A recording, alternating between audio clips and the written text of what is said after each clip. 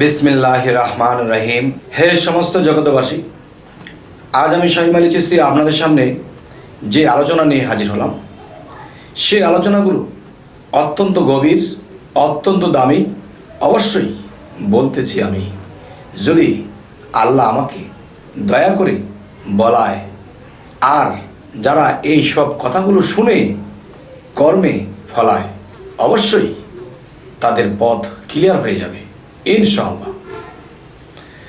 তবে এমন এমন কিছু কথা আছে যা নিজে মানুষ জানে না।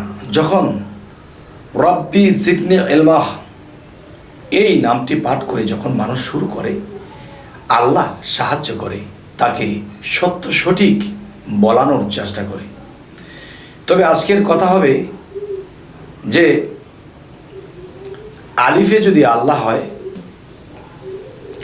তাহলে এই আল্লাহর গুণ, মহাগুণ, আল্লাহর এই মহাগুণ প্রকাশ করেছেন সূরা ইখলাস, কুল হু আল্লাহু আহাদ। এই সূরার মধ্যে আল্লাহ আল্লাহর মহাগুণ প্রকাশ করেছেন। আচ্ছা, আর এই প্রকৃতির ভেদ, এই সৃষ্টির ভেদ প্রকাশ করেছেন আল্লাহ সূরা ফাতিহা এবং সূরা বাকারা, সেটা তো আছেই।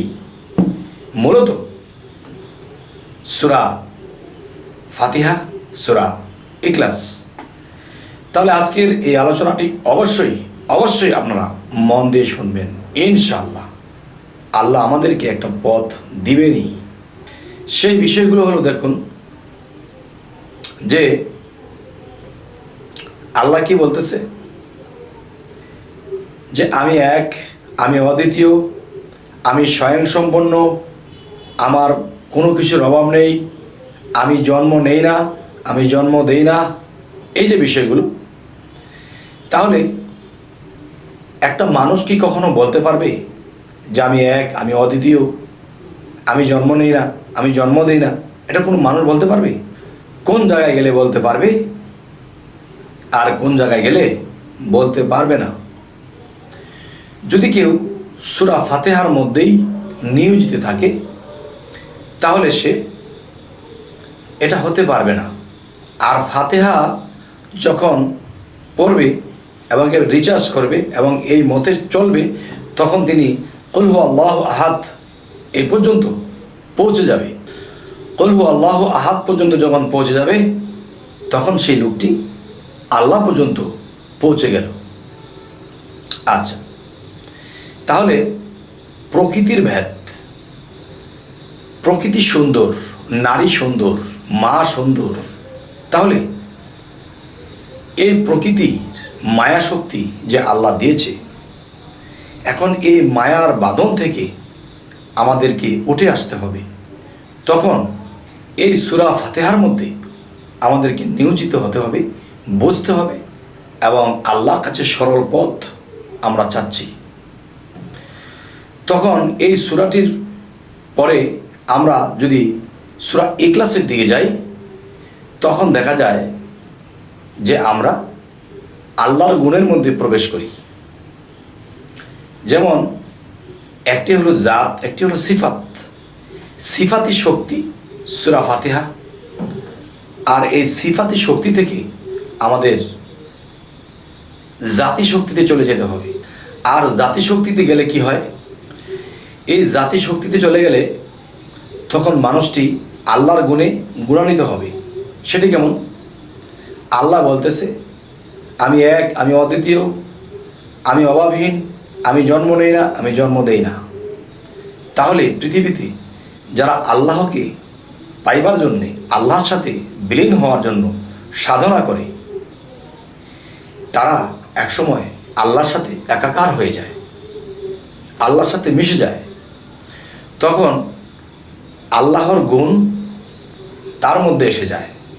তখন সেই মানুষটি জন্ম নেয় না, জন্ম দেয় না, এবং সেই মানুষটি মোকাপেক্ষী নয় কারো, এবং তিনি আল্লাহ যেরকম এক, আল্লাহর সাথে মিশে সেও হয়ে যায় এক। হে জগৎবাসী, এই কথাটি একটু প্যাচ হতে পারে আপনাদের মধ্যে, সেটা আমি ভাঙছি। সাগরের পানি যখন নদীতে আসে, নদীর পানি যখন জোয়ারে নালা, যত পুকুর নালা সমস্ত কিছু ডুবে যায়, তখন সেই পানিটা যখন আবার ভাটা লাগে নদীতে চলে যায়, নদীর পানি আবার সাগরে টেনে নিয়ে যায়, তখন আমরা কিন্তু সেই নালা ডোবা পুকুরের মধ্যে পানিগুলো আটকে গেছি। এই পানিগুলো যখন সাগরে পৌঁছাবে, তো সেই পানিগুলো যখন সাগরে মিশবে, তখন সেই পানিগুলো নালা ডোবার পানি কেউ বলবে না, সেটা কিন্তু সাগর নাম ধরবে। যদি কেউ মহান আল্লাহর সাথে, আল্লাহর সাধনা করতে করতে, আল্লাহর সাথে প্রেম ভক্তি দিয়ে মিশতে মিশতে একসময় বিলীন হয়ে যায়, তখন কিন্তু তিনি সেই পানির মতো সাগরের নাম ধারণ করে। সুবহানাল্লাহ। তাহলে সেই মানুষটিও জন্ম নেন না, জন্ম দেন না, আর পৃথিবীতে সে কারো মুখাপেক্ষী হয়ে থাকতে হয় না। তাই বলবো, হে সমস্ত জগৎবাসী, আজকের এই আলোচনাটি আপনাদেরকে কি বোঝাতে চাইলাম, যে মায়কে ধরিলে বাবে বাবার ঠিকানা, মাকে সূরা ফাতিহা মা, আর পিতাকে কুল হুয়াল্লাহ। তো আমি যে জন্ম নিয়েছি, আমার পিতাকে সঠিকটা আমার মা বলতে পারবে, আমি কিন্তু জানি না। তাহলে মায়কে ভজিলে বাবার ঠিকানা, আমি যখন সূরা ফাতিহাকে লক্ষ্য করব এবং সিরাতুল মুস্তাকিমের পথে যখন আমরা রওনা দেব, তখন আমরা সূরা ইখলাসে পৌঁছে যাব। আর যখন সূরা ইখলাসে পৌঁছে যাব, তখন কিন্তু আমরা কোথায় চলে যাব? আল্লাহ পর্যন্ত পৌঁছে যাব। আর আল্লাহর গুণ কি? আল্লাহ জন্ম নেন না, জন্ম দেন না, মোকাপেক্ষী না কারো, আল্লাহ এক, আল্লাহ স্বয়ংসম্পূর্ণ। তাহলে মানুষ আল্লাহর দেশে যখন চলে যাবে, তখন সেই মানুষগুলোর মধ্যে আল্লাহর গুণ এসে যাবে, তখন দুই মিললে একাকার হয়ে যাবে।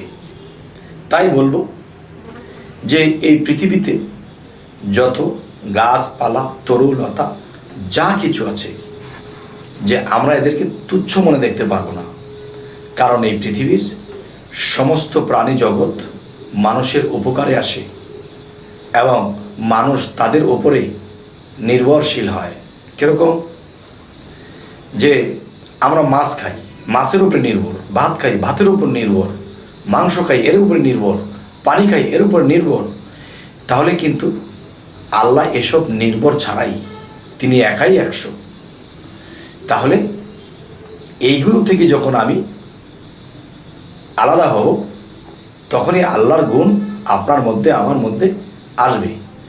আর এই পর্যন্ত পৌঁছতে গেলে কি কি কর্ম, কি কি সাধনা, কি কি ভক্তি আমাদের দরকার, এই বিষয় নিয়ে আমি পরের ভিডিও ছাড়ব।